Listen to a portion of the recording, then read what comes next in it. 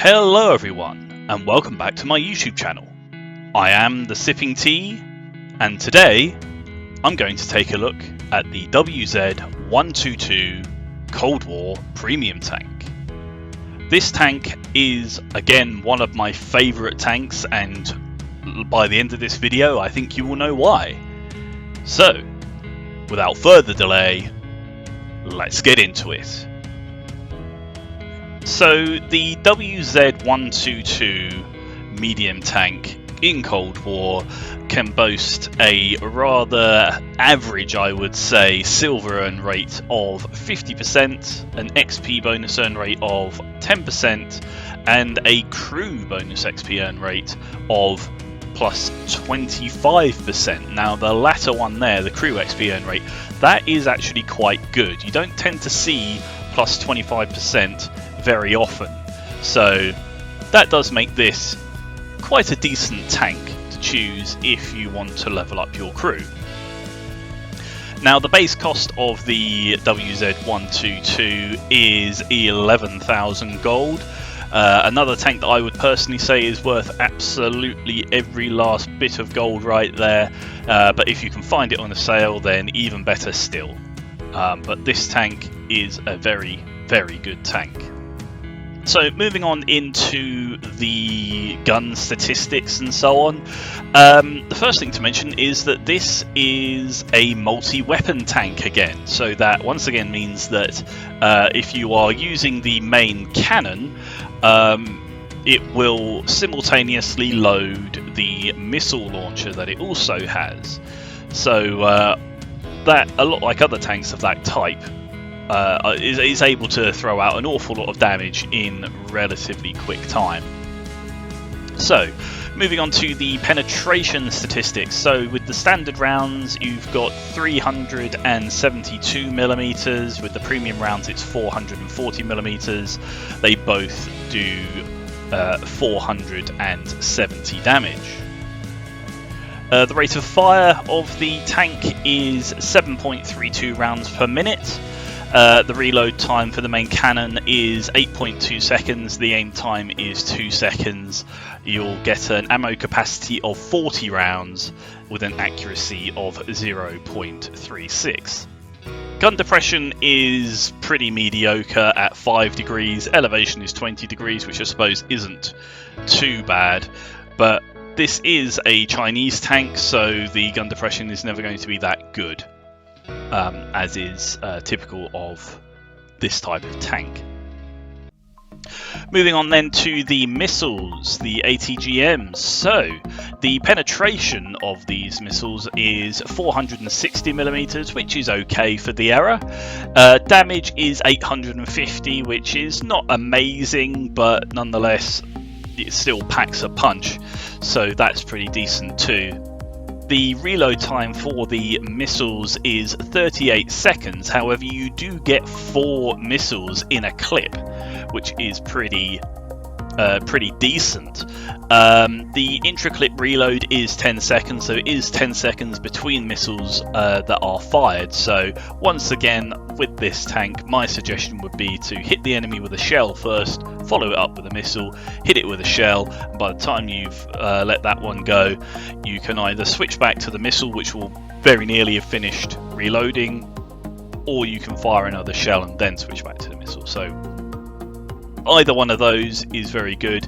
I think it's situational dependent. You're going to have a little bit of the additional reload for the missile if you're at a distance, so the travel time to get to the enemy, for instance, of the missile. So it's situational dependent. So moving straight on to the HP of the tank, it's 2,560 points of HP, which again isn't too bad. Still concealment is 0.26, which is it's okay. It's not a stealth tank, but it's not sticking out like a sore thumb either. The armour of this tank is quite soft for the most part. The turret is reasonably good, but with the lack of gun depression, it doesn't really make it a ridgeline fighter.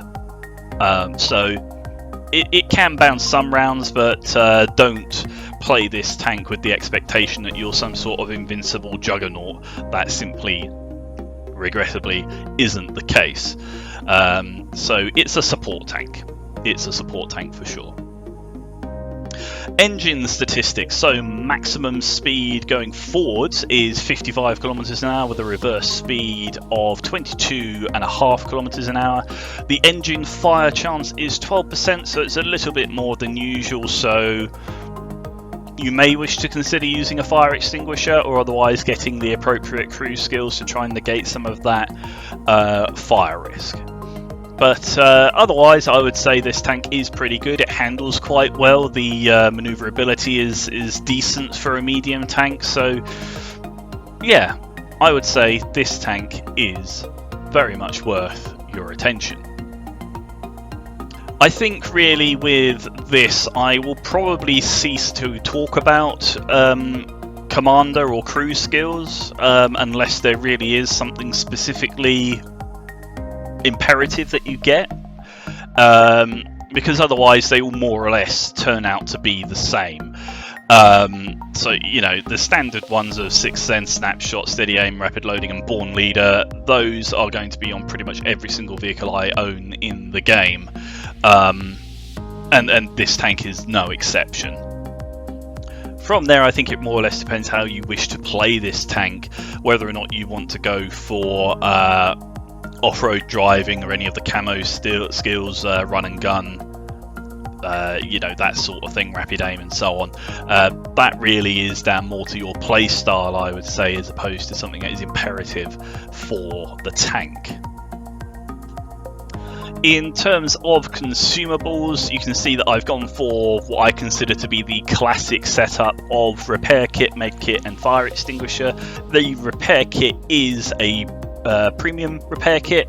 I've mentioned before that is starting to become the new norm for me. There'll be nothing worse than getting ammo rack damaged on a tank that has quite a long reload for the missiles. So being able to repair that more than once, or indeed your tracks and so on, where the situation may present itself, is of course going to be extremely useful in those specific scenarios. So yeah, that is my loadout for this tank for consumables. In terms of equipment, I have gone for advanced loader, spool liner and improved ventilation. So the advanced loader and ventilation, I want to try and get the reload down as much as I possibly can. The reload for the missiles is of course quite long, not bad for what you get, but nonetheless, of course, you're always going to want to have the quickest reload on something like that, just because you want to be able to be throwing damage downrange as quickly as possible to try and rack up the damage.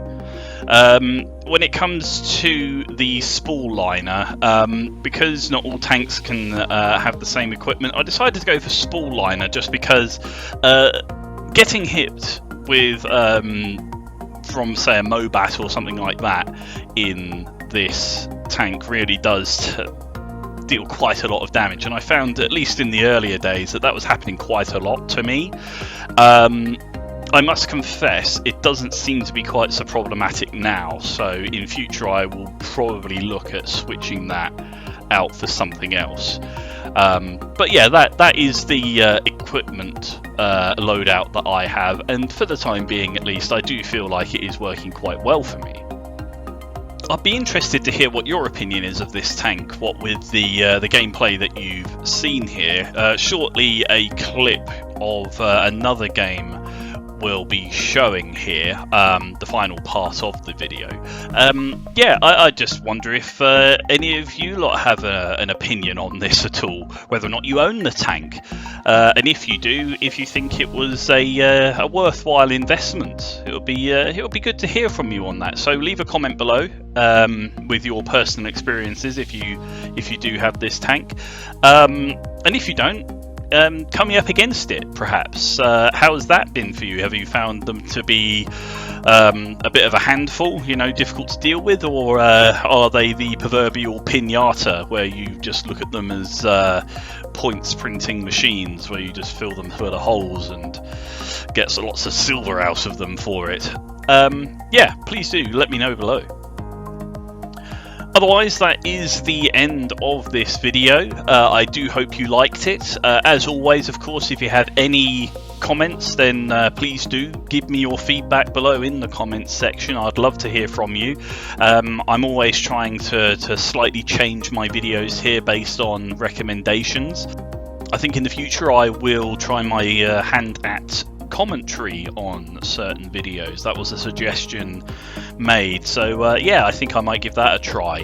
But you know, as ever, just leave a comment below. I'd love to hear from you, any comments you may have. Give the video a like if you enjoyed it. Do remember to subscribe if you're not already. Let your friends know about my channel as well if they're otherwise not familiar with it. If you think they'll like it, send them a link, tell them about it. They can search for my name, The Sipping Tea, and I'll pop up on YouTube. The Patreon, of course, the Patreon link is in the description if you feel like supporting me further. But otherwise, that's it. Thank you ever so much for watching, and I'll catch you next time.